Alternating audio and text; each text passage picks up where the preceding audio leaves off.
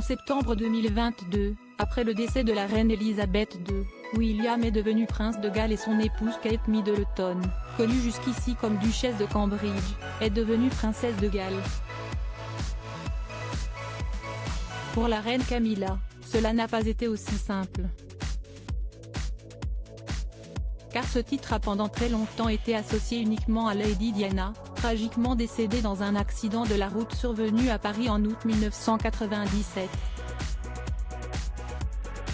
Ainsi quand elle a épousé le prince Charles à la mairie de Windsor, en 2005, celle que beaucoup appelaient encore Camilla Parker Bowles, du nom de son précédent mari, a pris le deuxième titre le plus élevé de son époux et est ainsi devenue duchesse de Cornouailles. Avec le couronnement de son mari, elle est donc passée de duchesse à reine sans jamais avoir été princesse. Le protocole a préféré entretenir le prestige de la famille, sans faire d'erreur de diplomatie ou de communication. D'autres membres de la famille royale n'ont pas eu besoin de se battre autant pour avoir leur titre. Les descendantes directes du monarque bénéficient du titre de princesse. Cela a été le cas pour les filles du prince Andrew, les princesses Béatrice et Eugénie, ou pour la princesse Anne.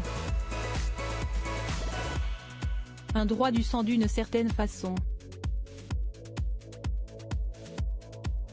En revanche, pour les femmes intégrant la famille en se mariant avec un prince, celle-ci beaucoup moins est vide. Prendre le titre de leur mari relève de la courtoisie. Par exemple, certains spécialistes estiment que pour désigner Kate Middleton, la formulation princesse William de Galles serait la moins incorrecte. De même, pour Camilla, on aurait pu parler de princesse Charles de Galles et non de princesse Camilla. Cela aurait respecté le protocole, mais le public et les enfants de Diana n'étaient peut-être pas prêts. Reine Camilla, découvrez les membres de sa garde rapprochée. Les tensions entre Harry et Camilla, voir sa belle-mère reprendre le titre de princesse de Galles aurait sans doute ulcéré le prince Harry. Lors de la promotion de ses mémoires, Le Suppléant, livre sorti en janvier dernier, le fils cadet de Diana n'avait pas épargné Camilla. Il avait présenté l'épouse de Charles III comme dangereuse. Selon Vanity Fair et page 6, citant un ami, la principale intéressée se serait dite stupéfaite par de telles révélations.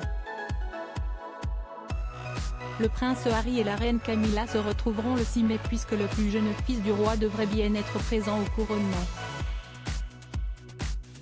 Article écrit en collaboration avec 6 Médias Crédit Photo, agence.